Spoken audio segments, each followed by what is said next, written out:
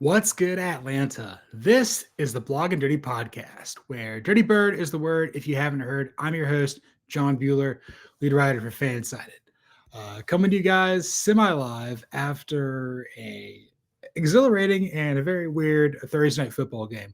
One where your Atlanta Falcons beat the Tampa Bay Buccaneers 29-28 on a last-second 43-yard field goal off the foot of Zane Gonzalez. Even though the Falcons are out of the playoff picture, this loss for the Buccaneers, not only do we split with them for the season, but they really need to take care of business versus Carolina in the final 2 weeks of the season. The Panthers might be the team who wins the division, and they swept us. So if it ends up being Carolina this year, then more power to them. But before we begin, be sure to hit that like button, smash that subscribe button, give this show a 5-star review on Apple, Spotify, YouTube, anywhere there's podcasts. It really helps the show grow. Again, this is an Atlanta Falcons podcast for the website of the FanSided Network, Blog and Dirty. I'm John Buhler. I predominantly cover college football in NCAA division. I'm a Georgia grad, but I'm a diehard Falcons fan, and been living and dying with this team, mostly dying. But tonight, it feels good. It feels really good.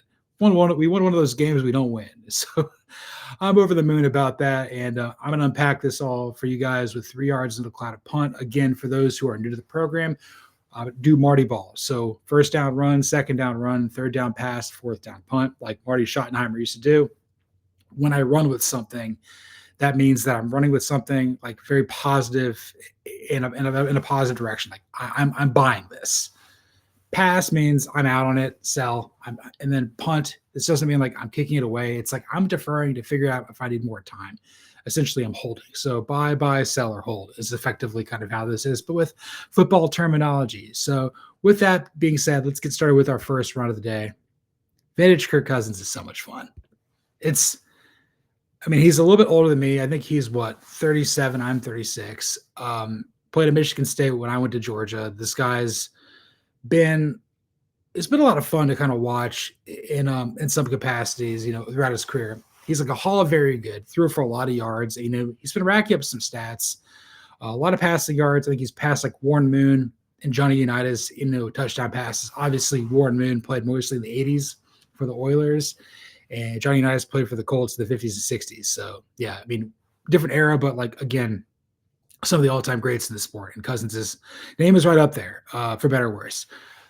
He did get sacked a little bit towards the end of the game, did put the ball on the ground a little bit, really redeemed himself after having a very tough go of it versus the Seahawks. It was kind of one of those games where, quicksand happens and, you can't really overcome it that too much.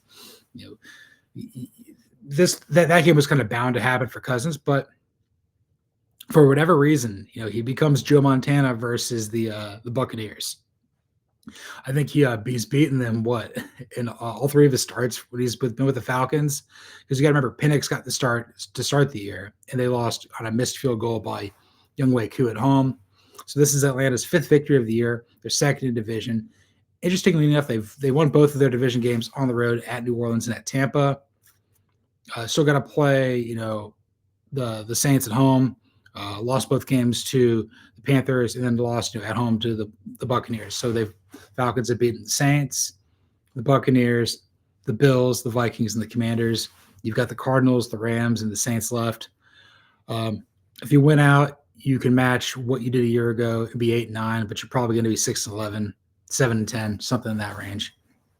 Again, Rams is going to have a lot to play for there towards the end of the season, even if that's on Monday night at home, everything like that. Arizona, it's going to be an extra week to get, extra 3 days or so to get ready for this game. Cardinals are kind of really down in the dumps right now. Maybe you can get them there in Glendale.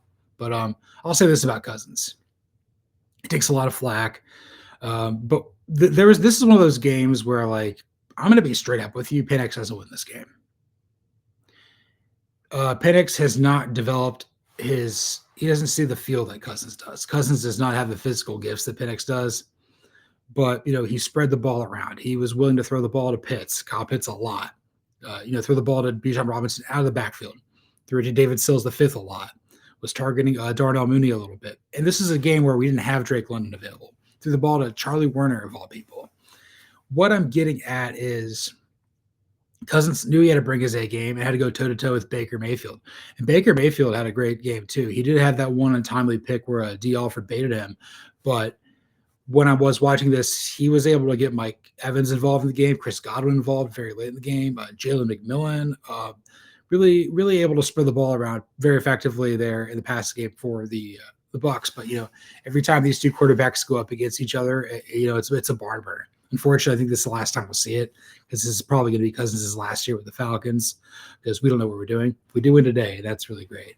I guess to kind of tie a bow on this with Cousins, I'll look at what the stats are from him here today. I believe let's update this here real quick. Okay. 30 for 44 yards, 30 for 44 passing for 373 yards and 3 touchdown passes. Only had that 1 sack. Falcons did a pretty good job of protecting him. Yeah, he did fumble the ball, but he also recovered his fumble and everything like that. He threw the ball to I mentioned all 5 receivers he threw it to. Threw it to Pitts 11 times. We'll touch on Kyle Pitts in his monster day here in a little bit here. But, he outplayed Baker Mayfield, who didn't play poorly either. I mean, he was 19 to 34 for 277, 2 touchdowns to pick. But he got sacked 5 times, and his rating was a little bit less than Cousins. Cousins was at 117. Mayfield was at 90. So, honestly, Cousins was the difference in this game. And he has these games in him still. I mean, even as he's pushing 40, it's nice to know that our backup can go out there and play. And this is kind of what one of my favorite Falcons players of all time growing up, Chris Chandler, would kind of do this when he was here. See the field, the reason Dan Reeves brought him here from Houston is because he could backpedal and see the field very well and would deliver the ball effectively. Had his best years here in Atlanta. Very underrated in this grand scheme of things. And that's kind of what Cousins has been. But this is what Cousins did for years in Washington and Minnesota, and he did it again tonight. Did a little bit last year. So obviously his Atlanta tenure is going to be very tumultuous, but this is one of those moments where he should be very happy of how well he played. He did a great job and got this team victory. Hats off to him. Congratulations. So let's move on to our second run of the day. Pass rush continues to still amaze. I believe the Falcons got, like I said, they got 5 sacks on the day of Baker Mayfield. If I go through here, here's effectively what happened. James Pearce Jr. got 2. He had 6 coming in. This is, I think, his 6th game in a row with a sack. He's now at 8, which I think it breaks a Falcons rookie franchise record. With 3 games left to be played, if he gets to 10, I mean, that'll be the first time we've had a 10 double-digit sack season since Vic Beasley in 2016. The worst part in this is I compared him a lot to Vic Beasley coming out of Tennessee, and I'm like, great. I hope this isn't kind of a 1-year wonder, but no. I really feel that James Pearce Jr., he's becoming very more versatile. He's not just a speed guy. He's not just copying everything that Dwight Freeney writes on a book. This guy's going out here and he's making plays happen. He got his hands up there and he blocked a pass or got in the way of a pass with Baker Mayfield. Relentless, doing more than just being an edge guy. He's a guy that you can basically have out there on the football field at all times. So he's been great. Jalen Walker got half a sack there. I believe he split that with Divine Diablo as well. And then your 2 other sacks of the day were with Brandon Dorlus and LaCale London. Dorlus has been fantastic this year. So I believe Walker's now at 5.5 sacks on the year. Dorlus is at 7. London's had a few. Obviously, what's LaCale London had this year prior to this game? He had 3. This is a guy that wasn't expected to do a whole hell of a lot. He's got 4 sacks as an interior guy, true defensive lineman. The defense is playing a lot better. I'm seeing the guys out there, with the leadership of Caden Ellis at linebacker really stepping up and everything like that. Not a good day for the secondary. I'll tell you that much. Not a banner day for the secondary at all. A lot of issues there. And again, when you're going up against a Buccaneers team that has a receiving core that patterns a basketball team, you got a guy that can do everything, a guy that can satisfy every position on the court and on the football field. It's really hard to defend. And it didn't help that Mike Hughes got hurt, and they put Kobe Bryant out there, not the NBA legend Kobe Bryant, but our Kobe Bryant. And he played like he played at Kansas, which was not good enough, but that's okay. Really rough day for AJ Terrell, our Walter Payton Man of the Year honoree. Just not a great day for the Falcons secondary for the most part, but front 7 really came alive, and it's crazy to think this team has been for about a decade the worst at getting after the passer of anybody in the NFL. They're 3rd right now. Like we're doing stuff that like the Steelers have done for years. And to be able to have like a pass rush, even in a year where, it's a lost year and this team's not making the playoffs or anything like that, it's something to build on. If you have a few more like micro adjustments here moving forward into next year, you might have something. But the fact that like every team's offensive line and every team's offensive coordinator has to account for multiple guys who can get after you, not just when they blitz, but like in regular standard downs. And it's not like Mayfield like is like a statue back there. He can move a little bit, but like he was kind of scrambling for his life back there a lot today. And I'll say this: the fact that you have Dorless as a second-year player, the fact that you have Pearce and Walker as rookies coming in, I mean that's your core right now. No matter what happens to the coaching staff moving forward, you look at those three players and you're like, okay, we're there. And it kind of makes you wonder, at the start of the year, why Terry Fontenot and them are so comfortable with letting Grady Jarrett walk to the Bears. You're effectively getting that with Brandon Dorless now. You're honestly what Brandon Dorless is doing right now is like vintage, like Grady Jarrett. I wish Grady could have retired as a Falcon, but that just wasn't in the cards. And as far as, we don't have a first round pick now. Well, you won this game. So maybe the Rams pick that belonged to us worse. So, I mean, they'll probably end up trading it. They'll probably trade it back to us because we're dumb. But like those three guys up there along the defensive line, outside linebacking core, like we're in good hands there. And let's move on to our second half of the show here with some pass. So many penalties. God, there's like 19 of them. There's a few that like were declined. I think AJ Terrell got like 4 or 5 flags thrown on him. Jake Matthews had like 3 or 4. David Sills had a couple. Pitts had a few. I think pretty much everybody. Cousins had an intentional grounding. Everybody pretty much got flagged in this game. It was one of those things where like, look, for as much as I had beaten up on the coaching staff, I mean, hell, on yesterday's episode, I talked about, find a way man and pistol boy. And I'm not going to put this too much on Raheem Morris or Zach Robinson, Jeff Ulbrich, Marquise Williams, or really anybody else on the coaching staff. It's like when your players are out there and they're holding and, they're getting, pass interference, a lot of holds. And I will say the refs were out there to kind of get us. Very one-sided kind of game. And again, like, I don't ever like to look at a game from the perspective of like, oh, we're getting screwed by the refs here. But that's not what I'm about. That's not how I was raised. It's not how I played sports growing up. But like, this is the most amount of penalties that have been called on a team since like the 2019 Browns. And the craziest, I think the NFL record is like in a game. They were saying during the TNF telecast that like there was a game back in the early 2000s where the Oakland Raiders were playing it, and they had 23. They probably didn't win that game, but we won this game. And it kind of baffles me. It's like I saw another stat. Like there was like one of those really good Mike Smith teams of yesteryear. like they had 55 penalties all year. Like, could you imagine this like in like baseball terms? Like there was a season where Greg Maddux had more wins than walks. Not including intentional stuff. One of those wild things, like Bob Gibson finished every inning he pitched in his greatest year with the Cardinals. 19 penalties, and he still won a game. And it's one of those situations where, like, the football gods have a funny sense of humor. They punish us in ways where, like, there's no way that the Falcons are going to lose this, and they're going to. This is one of those ones where you're like, they really didn't have a chance of winning, but they did. And once when Bijan Robinson fumbled that ball, that I felt like, it's over. You go for 2 twice, you don't get it either time.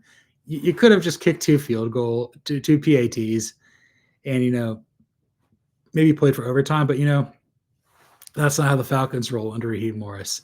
I saw him like giving like Ryan Fitzpatrick and Andrew Whitworth a hug in the pregame. Like he's more concerned about like the people in the stands being back in Tampa. I'll give him credit for this. I don't know how many more wins he's going to have left, but I think the fact that he was able to go into Tampa and beat them there last year and this year, he's got to feel pretty good about that, no matter what becomes of him. 19 penalties.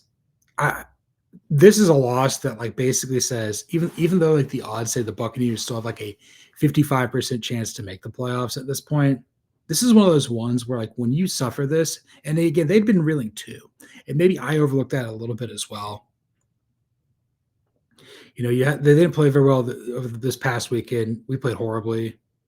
Turn the page, go play a rival, faster game, and everything like that. When you lose a game like this, like lose a bad game on Sunday and then lose a quick one at home on Thursday Night Football, that compounds. I think the Bucs have lost like 5 of the last 6 games. Kind of makes you wonder if it's completely unraveled there under Todd Bowles. I thought he's elevated beyond just being being an outstanding defensive coordinator and a mediocre head coach, but maybe that's not what it is. I do kind of feel bad a little bit, but I don't hate the Buccaneers as much as I do as the Saints or Panthers. I'll say this. I can't believe we won this game. Like the math doesn't math. There's no reason the Falcons should have won this game. Not particularly great on third down. Haven't been really great all season long. And it kind of makes you wonder, like, if we had a better coaching staff, maybe we win this game a lot easier.